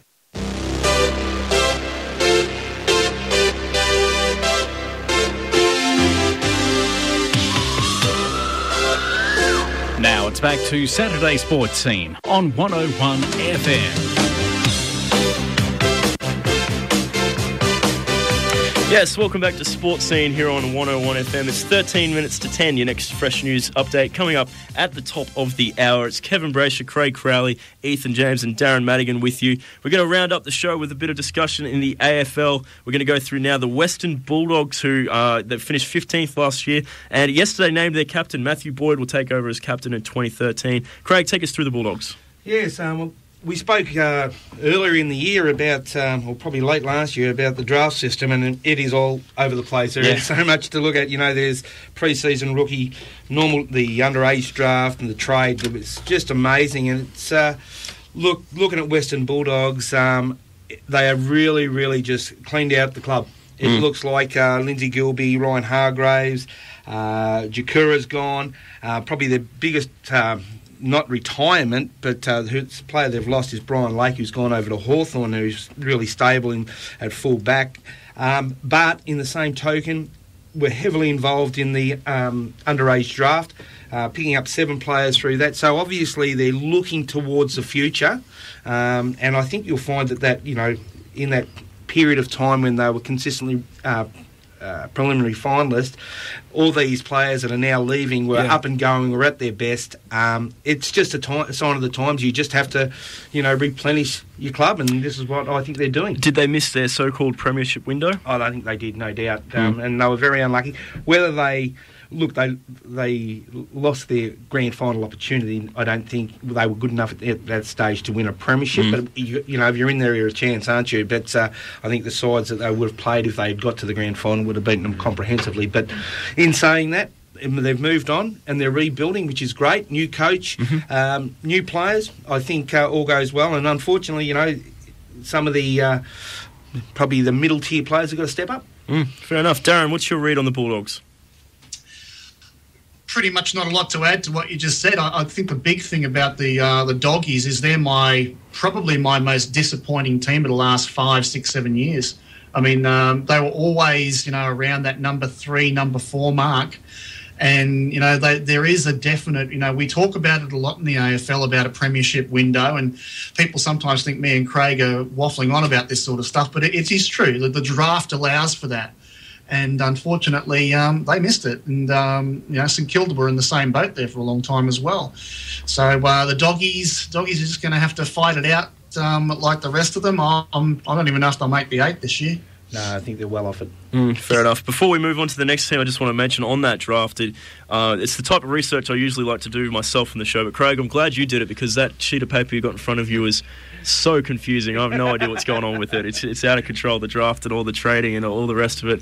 I just wanted to thank you for that, Craig. Thank you that you got on top of that, not me. Darren, I'll come to you first with the next side. Port Adelaide, who finished 14th last year. They've had a couple of really tough years, both on and off the field. Can they bounce back this year with a better season?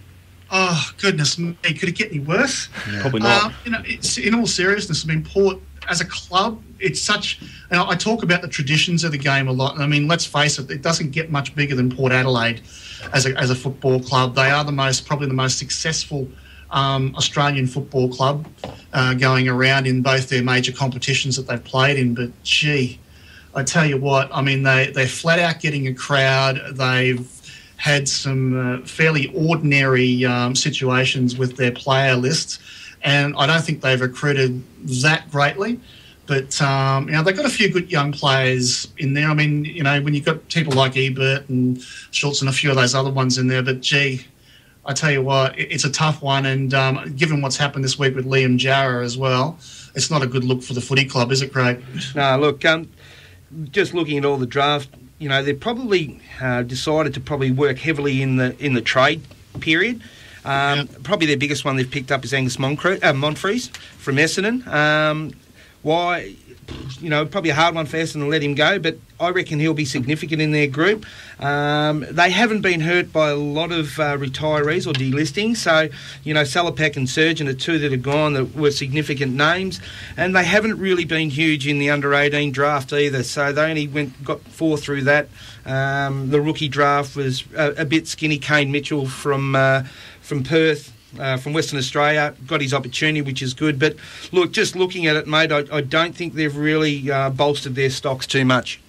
No, they really haven't. And, I mean, they're a proud club, but they're a proud club in a lot of trouble. We all know the financial problems that they've had.